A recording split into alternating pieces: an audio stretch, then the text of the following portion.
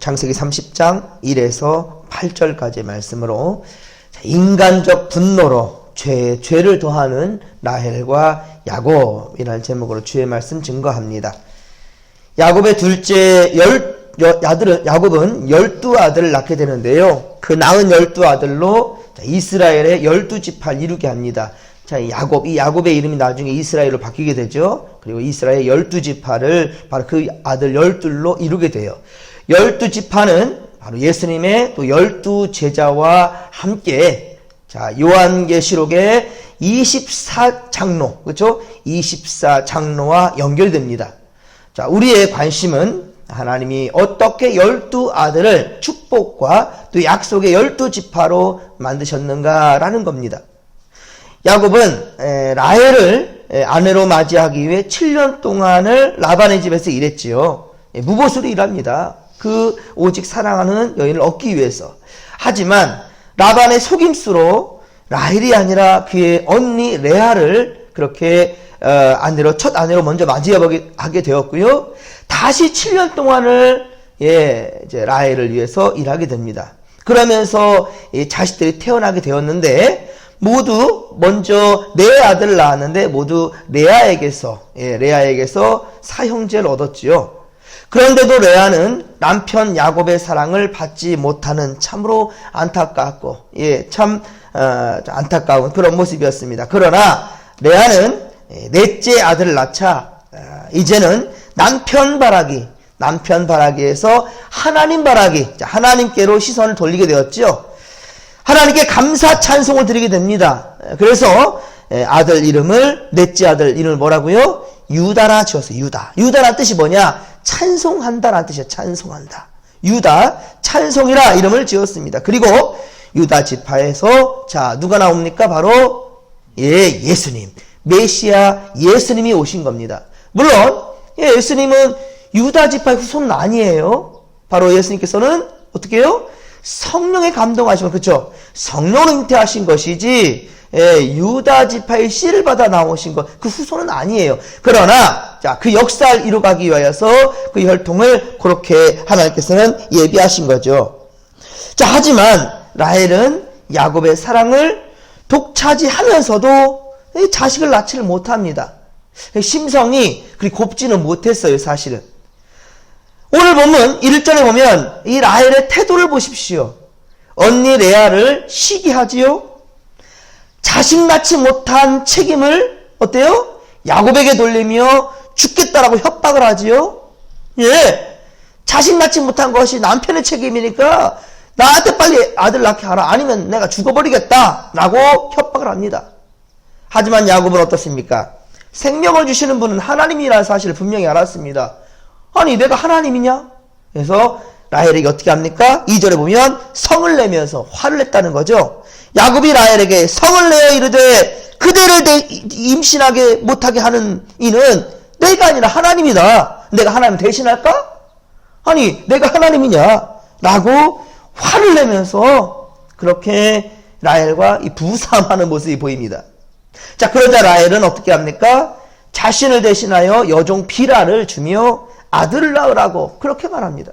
그리고 야곱은 그 뜻을 수락하여 비라에게서 단과 납달리를 낳게 됩니다. 하지만 6에서 7절에 이 아들들의 이름을 한번 보십시오. 이 이름을 보면 단은 아이 낳지 못한 자신의 억울함을 풀어주셨다. 이게 순전히 자기 입장인 거예요. 자신의 억울함을 풀었다라는 뜻이며, 납달리는 언니와의 경쟁에서 이겼다. 내가 언니와의 경쟁에서 이겼다 라고 말하는 겁니다. 그렇습니다. 하나님께서는요, 5째와 6째 두 아들을 야곱에게 또 주시는데, 이들은 모두 라헬의 몸종 비라를 통해서 태어났다는 겁니다. 그런데 여러분, 앞서서도 말씀드렸지만 일부 다처제, 자, 하나님께서 원하시는 겁니까? 아니에요, 여러분들. 착각하지 마십시오. 야곱을 통해서 12지파가 이루어지는 것, 야, 이러니까 어떻게 한 여자에서 다 날 수 있겠냐? 그리고 내 여자로서 이렇게 만들어서 12아들 낳게 하는 것, 하나님의 뜻이 아니겠느냐? 어디 나와 있어요? 하나님의 뜻이라고. 아니에요. 기다리고 기다리면 하나님의 뜻대로 되어지는 것이 있습니다. 그렇지만 이것은 뭐예요? 다 인간적인 생각 아니겠습니까? 인간의 방법이에요. 일부 낮춰져는 절대로 하나님이 원하시는 바가 아닙니다. 하나님은 아담에게 하와를 주시며 둘이 하나가 되라고 그렇게 말씀하셨지, 둘이 셋, 넷, 다섯, 여섯 그렇게 해서 하나가 되라고 말씀하신 적이 없어요. 예수님도 마태복음 19장 6절에 그런즉 이제 둘이 아니고 한 몸이라, 둘이 아니고 한 몸이라라고 말씀했고요. 셋, 넷, 다섯이 아니라 둘이 하나라고 말씀드렸어요. 부모를 떠나 둘이 하나가 되라고요. 그리고 그러므로 하나님이 짝져 주신 것을 사람이 나누지 못한다 라고까지 말씀하셨습니다. 그렇습니다. 결혼은요, 둘이 하나가 되는 것이 바로 하나님의 뜻이에요. 물론 인간적 문제로 갈라지며 이혼도 하는 그런 경우도 있지만, 그러나 그것 또한 역시 하나님의 뜻이 아니라는 거예요. 그런데 되어지는 것들이 그 가운데 복을 주시고 은혜를 나타내 주시니까 이것도 하나님의 뜻이구나. 그건 네 생각이지. 그건 사람의 생각이지. 하나님의 생각이 아니란 말이에요.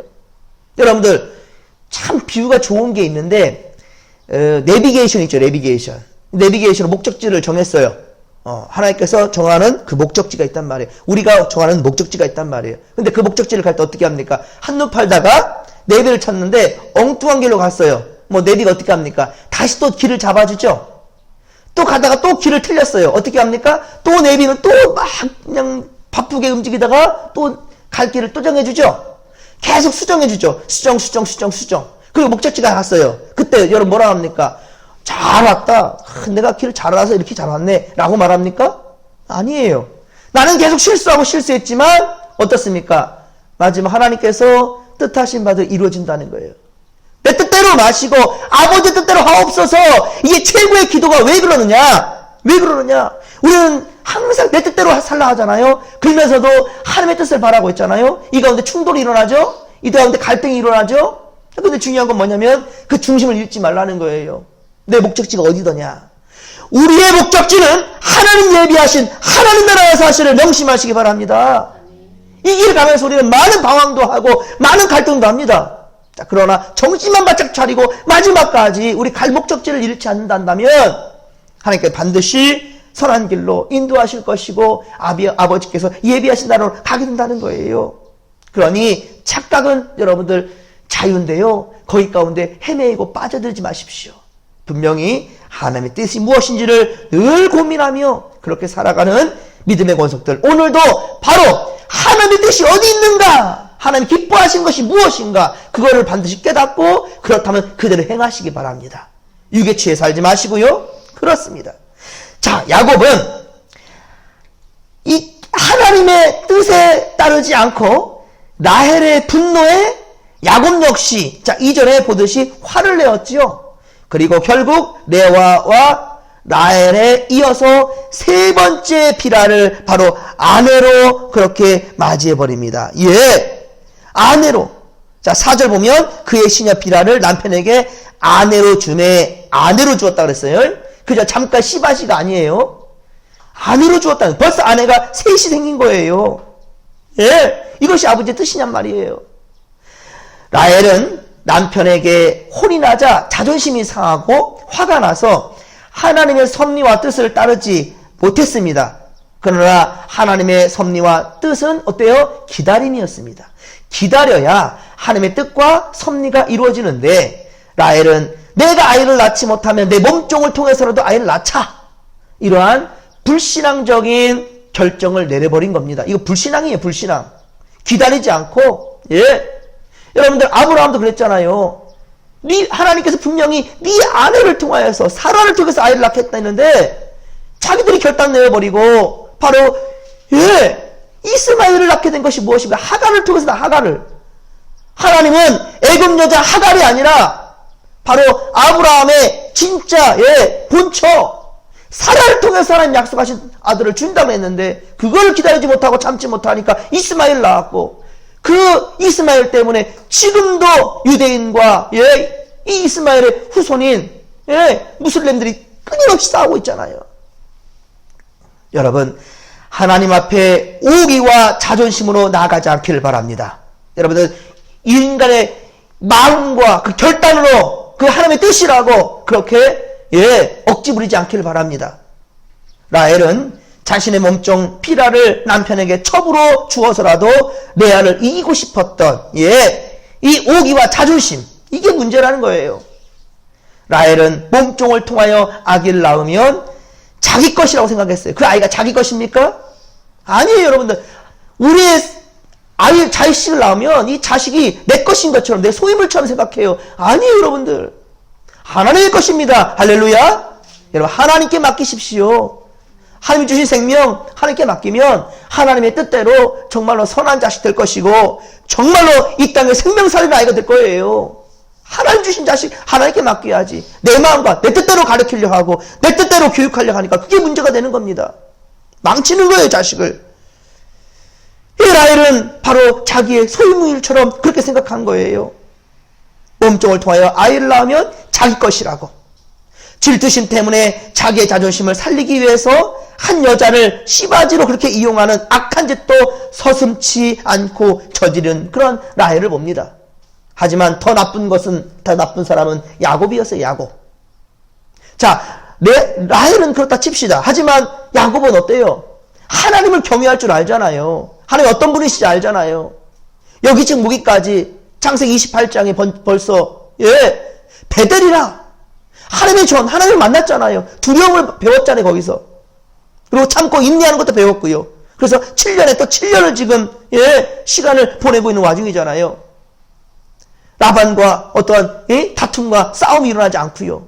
이 기다림이 있었던 그런 야곱인데 지금 이것은 지금 야곱은 지금 할 짓이 아닌 것을 하고 있어요. 야곱은 라헬의 잘못된 제안에 대해서 아무런 갈등도 없고 반응도 없어요. 비판하지도 않습니다. 그대로 받아들여 버립니다.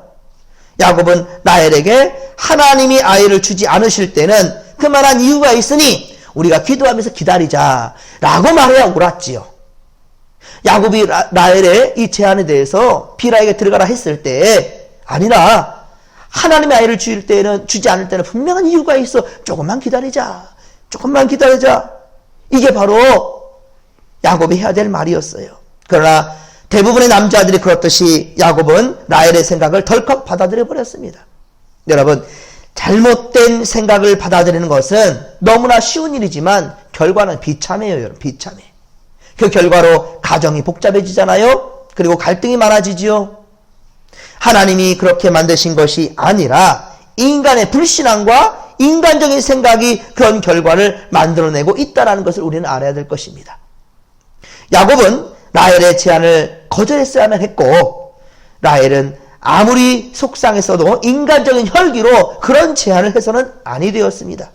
그 결과로 또 다른 두 아들이 세상에 태어나게 됩니다. 6절 보십시오. 라헬은 하나님이 자신의 억울함을 푸시려고 호소를 들으셔서 아들을 주셨다라고 말하며 그의 이름을 단이라 하였습니다. 단. 그렇습니다. 단이라는 아이가 태어난 동기가 뭡니까? 동기가? 단이라는 아이가 태어난 동기는 축복 속에서가 아니라 바로 질투였어요. 질투. 부모의 축복 속에 태어난 것이 아니라 아이를 내식이나 낳은 언니에 대한 질투와 억울함을 참지 못해서 태어난 아이가 바로 단이었단 말입니다. 얼마나 비참합니까? 그것은 야곱의 자식들을 위한 유언 중에 분명히 나타납니다. 창세기 뒤에 49장에 가면 야곱이 이제 자식들을 위해서 유언을 남기게 되는데요.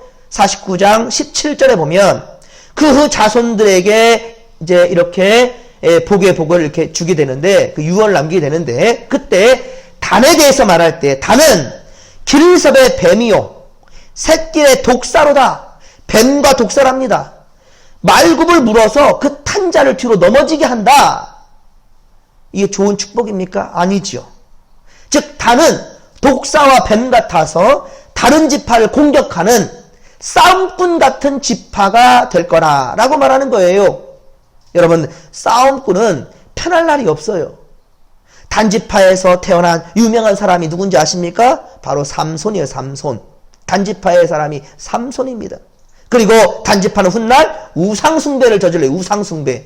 여러분들 성경의 제일 마지막인 요한계시록 7장에 보면 요한계시록 7장에 보면 14만 4천에 그쵸? 14만 4천은 숫자적인 의미가 아닙니다.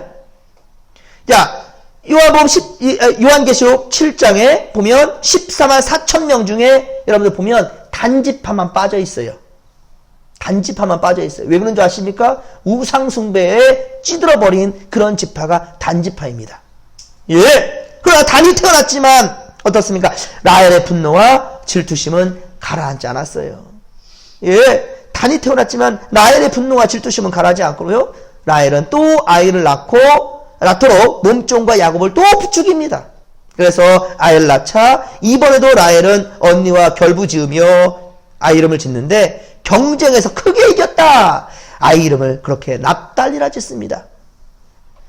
그래서 라헬은 아이가 태어나서 하나님께 영광이라 라고 하지 않았단 말이에요. 하나님께 영광이라. 야, 이 생명 주셔서 감사합니다. 비록 내 몸은 아니었지만, 그리고 방법은 잘못되었지만, 그러나 생명은 하나님이 주셨으니 아버지 감사합니다.